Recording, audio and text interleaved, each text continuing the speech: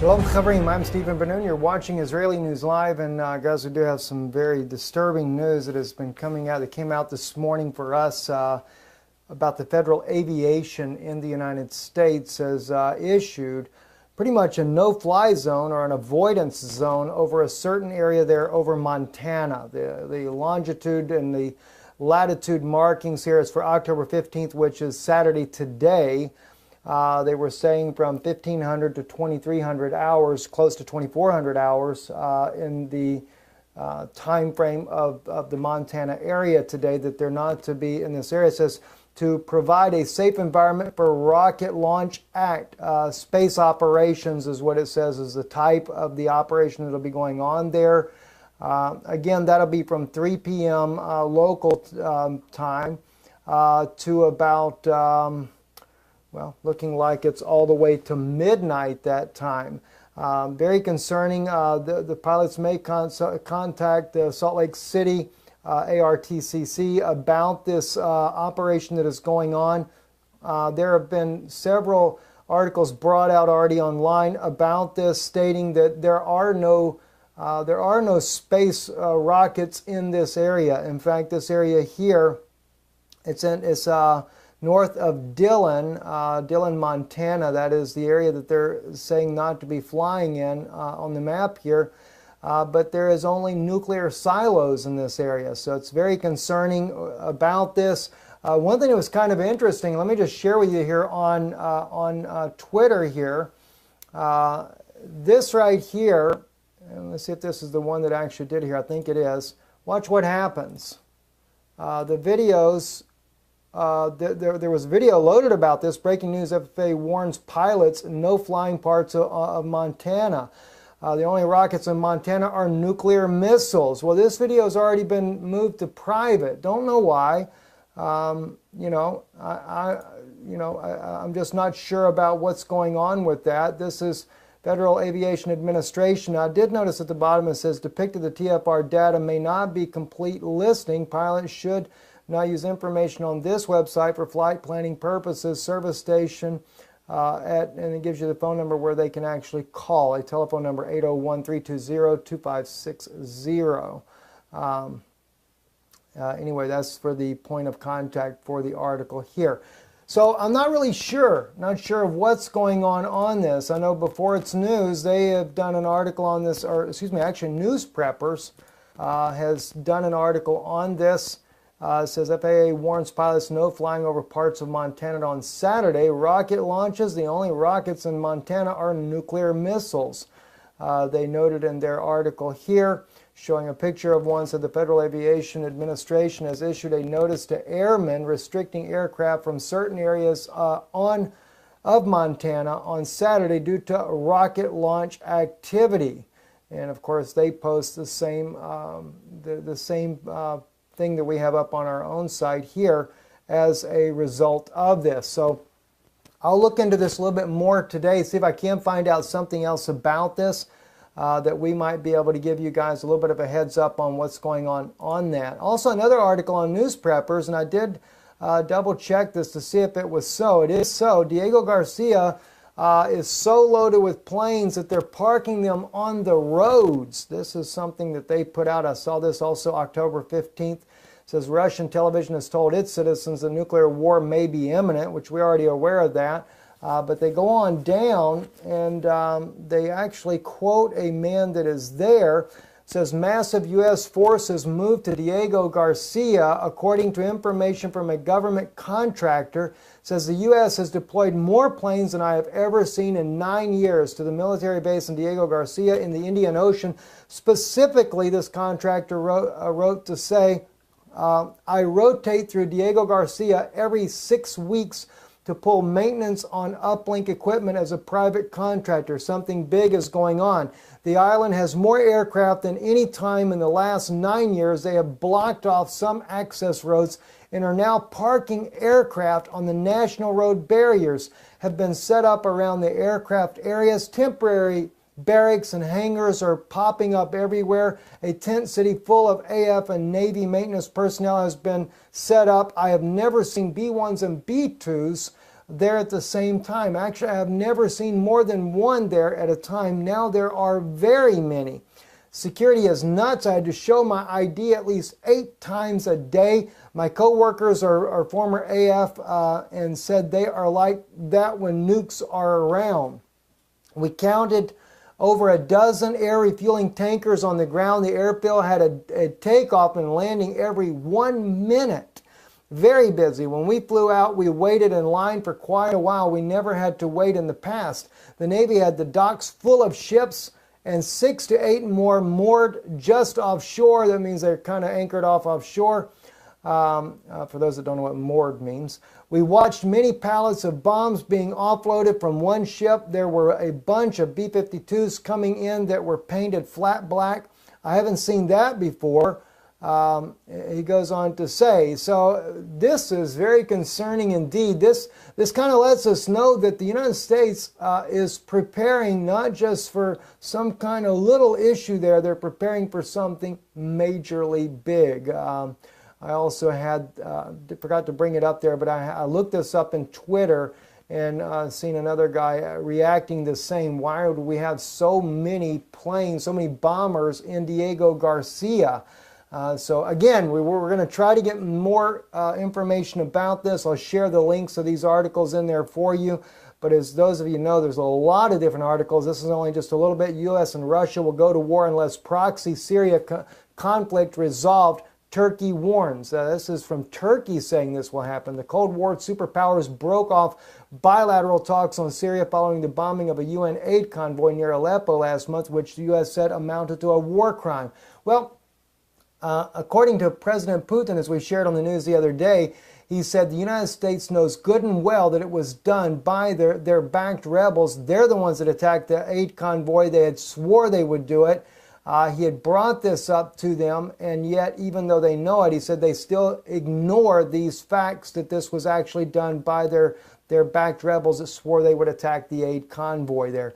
Anyway, Turkish Deputy Prime Minister Nunan Kurtulmuş has warned that the proxy wars in the Middle East between the U.S. and Russia could signal the reemergence of a worldwide conflict between the two Cold War superpowers. The complex 5.5-year Syrian civil war is on the brink of becoming a wider regional war, he said in an interview with the state-run Anadolu news agency on Wednesday. So very serious. In fact, it was nearly 24 hours before the State Department finally posted another briefing today that we actually watched. It was actually posted 13 hours ago, but they went nearly 24 hours before doing this. One thing that I noticed is that RT's representative was not there. I thought that was kind of interesting. I've never seen her ever miss a U.S. State Department briefing before, but in this case here, she was not there, which kind of makes me wonder about where Russia has already asked for their people to come home and the secret leaked document on that. That was something that was supposed to not get out from what we understand.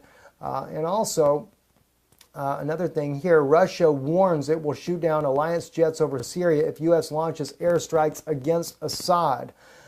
From what I understand, it's been said that President Putin has actually contacted Prime Minister Netanyahu as well and has warned Netanyahu not to get involved in this conflict if the U.S. coalition goes ahead with it. He has told him that it would mean that they would bring down their planes if Israel enters into the Syrian conflict. I think that's some pretty strong words, and I'm sure many that would think of the Gog and Magog of Ezekiel 38, that would give more credence to Russia possibly being Gog. I still think that Obama is Gog in this case here, and you have to remember when the attack comes there in the Middle East, it's all the countries around Israel. This is only setting the stage. Remember, as we brought in the broadcast yesterday, what the Obama administration wants to do is replace Assad with a very ruthless, strictly Arabic state-only power, so that when they're ready to launch an attack on Israel, they will be able to do so without interference. Because as it is, President Bashar al-Assad, he's too much of more of a supporter of the Christian people, the Eastern Orthodox community there. and therefore it would be unlikely that he'd be willing to go along with an attack that would try to wipe out the Jewish people in Israel. So even though Obama appears to be setting the stage that he is a defender of Israel, I still question his motives in all of this completely at all. Anyway, continuing on, to kind of back up this part about Diego Garcia, this was, of course, back in March of 2016. Air Force deploys the B-2 bombers to Diego Garcia. According to this article here, there was only a few of those that were sent there. But if anything is truthful in this News Preppers site here, there is a lot more that have been sent there since then. So not just B-2s, but B-1s and a lot of other warplanes that are there, and just tons and tons of bombs are being brought in. It is believed that this is being staged there for a possible confrontation with China as well, not just Russia, but with China, in some of the article that I've actually seen there. So going on as well, we know already too that the Kremlin, Russia is facing an unprecedented cyber threat from the U.S. That's a very concerning new revelation there, but of course we know that Russia is being blamed for pretty much everything that happens. You know, if the toast gets burnt, you know, the Russians did it. You know, if your kid falls off the bicycle, the Russians did it. Anything about Hillary's emails, well, the Russians did it. Only to find out that even the hackers are saying we're not Russians. That's kind of interesting. A little brief I caught on that, to saying that they're actually not Russians. They may be Europeans. They could be Scandinavians. They could be anything. They could be Canadians. They might even be Americans. And one expert actually said that when it came to Colin Powell's email hacks, it appeared to be more the work of an inside job. And this may all be to be able to justify going to war with Russia. But anyway, it says U.S. aggressiveness is growing and threats to carry out a cyber attack against Russia are unprecedented. Presidential spokesman Dmitry Peskov has said, adding that Russia will take precautionary measures. The fact is the U.S. unprecedented aggression keeps growing, and such threats against Moscow and our country's leadership are unprecedented because the threat is being announced at the level of the U.S. Vice President, Peskov told RIA Novosti. So it is serious. And on top of that, something we'll cover a little bit later today, the Ukrainian conflict is really heating up.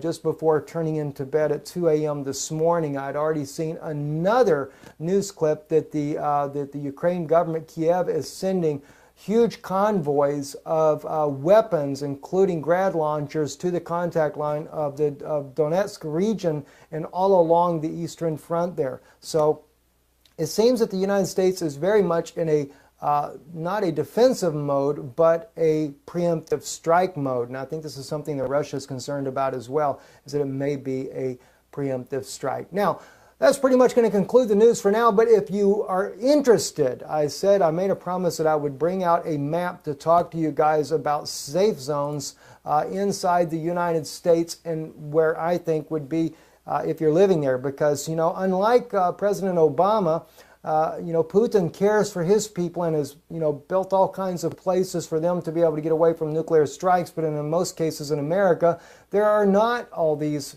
huge places that can accommodate millions of people. So I did some research here, and I looked long and hard till I found a good map. This map here was put together by FEMA. It was put out in, I think it was 2013, showing what they believe would be Russia's first strike areas. Most of these are military targets, but I wanted to zoom in on these and kind of go over the entire United States with you in different areas there that I think would be little safe zones that you might want to consider yourself if you are in any of these areas here, to kind of be a little bit more safer from these types of threats that would happen there. All right, guys, let's take a look at the map right here. If you can see the little dot here out here in the Gulf of Mexico, looking at Florida, it looks like pretty much the only really safe place in Florida is once you get way down here in the south of Naples there, because you wouldn't have a nuclear strike there. Of course, you do have to be concerned about radio contamination. And one thing that I think about is when you think about contamination, you know, the currents of air always move from the west to the east. So that makes it dangerous just pretty much anywhere. But going up in here into, say, North Florida or the Central Florida here, all along the coastline here in what they call the Big Bend area, but staying away from Tallahassee. Tallahassee is not a safe zone, okay? Tallahassee is not a safe zone. But in the Big Bend area here, all these areas in here, looks like the battery on the laser is kind of breaking loose, so we'll use a pencil here.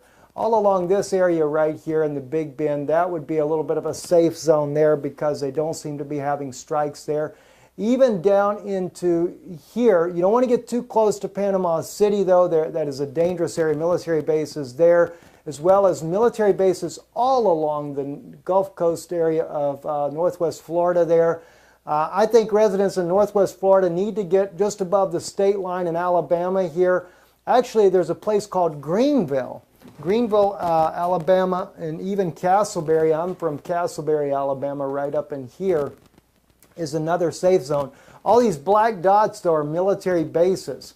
If I'm not mistaken, those are military installations that are dangerous, period. Kind of moving out a little bit and moving up to Georgia and Alabama. If you look down here in southern Georgia here, Tipton is in this area, a lot of places like that. Those are pretty safe. That's a good area to be in. I'd stay away from the east coast of Georgia. Same thing with South Carolina. There's not really a whole lot of good places around South Carolina, period. And of course, once you get up around Atlanta, it's all dangerous, period. But so pretty much in southern, the southern areas of Georgia there would be your safe zones there. And even in Alabama to the west there, near the Alabama-Mississippi line there, looks pretty good.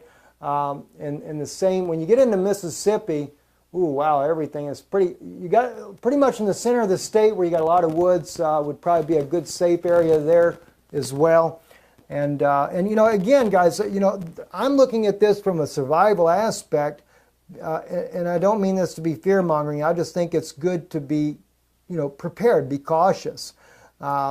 It looks like on North Carolina, though, that pretty much the eastern coast here of North Carolina seems to be more safe. It's around Raleigh and areas like that that are not good. And then, of course, if you were to get maybe, if you're in North Carolina up here in the far northwest corner there where you kind of touch in there to Virginia and stuff, that would be a safe area for those areas there. Then Kentucky, Tennessee seems to be a hot spot pretty much everywhere around Tennessee. So if I were in Tennessee or around Knoxville area, anything like that, I would probably go as close to the border or cross into, you know, into southeastern Kentucky, seeming to be one of the safer places there. Before we get into the north, though, let's kind of move more over here to the west here. Again, Jacksonville, Mississippi, pretty much anywhere right up in here. To the east of the Mississippi River may be a safe area. Louisiana, again, southern Louisiana, I wouldn't be anywhere in the south of Louisiana. I would go to the far northern area of Louisiana, maybe in there, just there, Arkansas. All of the southern Arkansas looks like to be a fairly good safe area, even for wind currents. You have a lot of target areas, but they're not nuclear target areas. But it looks like you'd be a little bit safer, especially in the bottom left-hand corner of Arkansas. And then you go on into Texas. Texas is definitely not a good place to be, especially as far as the east part of Texas. Any of the large cities, Houston, Dallas, all of those, Austin, all the capitals are targeted from what we can see here. But excuse me, as far as West Texas, what you're getting on out into the desert regions, that's a very good safe area all through the west and down closer to Mexico. But you do have a big area right in here, and I'm not sure of what city that is up in that area part of Texas there that's safe. You get into more northern part of Texas here, up to close to the panhandle of Texas. You've got some good safe blocks, areas like that. And then going into, once you get into New Mexico, pretty much all of New Mexico's midsection here, staying away from Santa Fe and stuff, and there it seems to be a good, safe place to be. Again, up in the top part of the panhandle of Texas and where Oklahoma comes across the top, that panhandle of Oklahoma, very good, safe spot. You don't have too much nuclear strikes to your west, so therefore you're not dealing with a lot of radiation currents and things like that. And I'm not saying that once you start letting nuclear bombs go and stuff, guys, it's not going to be good, period. We realize that. That's just terrible for the environment and everything, especially when we get to California and we see all the nuclear targets are all over the Southern California area. I mean, of course, you're still going to be dealing with radiation that travels in that direction. It's just what we're trying to do is help people to realize, like even West Kansas seems to be a very good, safe area in West Kansas area. There you get into Colorado. I would say anywhere up into the mountains of Colorado, get away from Denver, Colorado, go deep into the mountains there. Good, safe areas in southern Colorado as well. And if I lived in Arizona, I'd go up to the northern area. I'd stay away from Las Vegas and stuff. I'd get up here to the northeast part of Arizona. And then, of course, you get into Utah, down there near the southern section there of Utah. And anything in Nevada, I would be as far to the northeast of Nevada as I could, or maybe even more central north part of Nevada would be safe up in here because, again, you don't have anything coming across. Most of the attacks would be towards San Francisco area anyway. And Oregon seems to be one of your safest states you could possibly live in as well because, again, they only seem to have one target here in Oregon, not counting the northern part of Oregon. But that would give you a nice clear area where you would not have so much radiation and stuff. So Oregon's a safe place in that area. But once you get up to Washington and places like that, there becomes a lot of targets in that area. You get over here into the other states here throughout. You got Montana. Montana's only got one nuclear target, but all these black dots are not good. I'd be like one friend of mine that's way up here to the northwest of Montana. Be a good place there. Of course, the northeast as well. And then, of course, we got South Dakota. Amazingly, South Dakota, pretty much anywhere to the west side is safe there. No targets at all. And again, you don't have too much targets for radiation traveling there. We're looking also into Iowa and places up in this area here, especially in the northern parts of the states, closer to the Great Lakes area. It would be a good place to be. You get into Minnesota there. I would say try to stay more down here to the far west of Minnesota or either up there closer to the Canadian border. And then Iowa, again, you got a lot of targets in Iowa, so I would try to cross over into Minnesota, get away from some of those areas there. And then when you get into Illinois, again, I would go up there. I would get up closer to the what they call the Yucatan Peninsula there, which is also what you have with getting up in that area there because you'll be closer to Canada and away from all the bad stuff there. You don't have too much that would be traveling in that direction there. But once you get into the eastern part of the coast here, my gosh, this is where it all gets bad. I mean, even from Virginia, West Virginia, northwards, is just everything is bad. It seems, you get into Pennsylvania, the northern Pennsylvania, you can get to the center, the better off you would be. Anywhere on the eastern seaboard is just a disaster. Even if you were in these areas here, so much radiation would travel over, just would not be safe to be anywhere in those areas there. I would definitely look at trying to get out of there. Of course, if you get all the way up there to the very top there, when you get up there to the New England states there, all the way up there near Canada is the best place you could possibly be at. You look at upstate New York, the very, very closest Canada as you possibly could get. If the Canadians will let you in, I'd go to Canada and get away from that as well. So that's what it's looking like there, guys. I just wanted to kind of give you a little idea of this. And I will load this video separately as well as part of the broadcast we just did here. So we will load this separately and just title it something like Safe Zones doing the best you can trying to deal with a possible nuclear strike. I'm Stephen Ben-Nun. You're watching Israeli News Live. Shalom.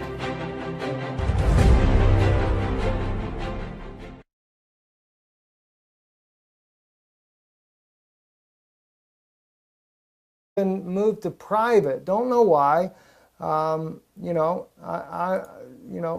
just not sure about what's going on with that. This is Federal Aviation Administration. I did notice at the bottom it says depicted the TFR data may not be complete listing. Pilots should not use information on this website for flight planning purposes. Service station and it gives you the phone number where they can actually call. A telephone number 801-320-2560.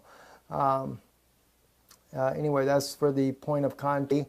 They were saying from 1,500 to 2,300 hours, close to 2,400 hours in the time frame of the Montana area today, that they're not to be in this area. It says to provide a safe environment for Rocket Launch Act. Space operations is what it says is the type of the operation that will be going on there. Again, that'll be from 3 p.m. Local time to about, looking like it's all the way to midnight. But there is only nuclear silos in this area, so it's very concerning about this. One thing that was kind of interesting, let me just share with you here on Twitter here. This right here, and let's see if this is the one that actually did here. I think it is. Watch what happens. The videos, there was video loaded about this. Breaking news, FAA warns pilots no flying parts of Montana. The only rockets in Montana are nuclear missiles. Well, this video has already been at that time. Very concerning. The pilots may contact the Salt Lake City ARTCC about this operation that is going on. There have been several articles brought out already online about this, stating that there are no space rockets in this area. In fact, this area here, it's north of Dillon, Montana. That is the area that they're saying not to be flying in on the map here.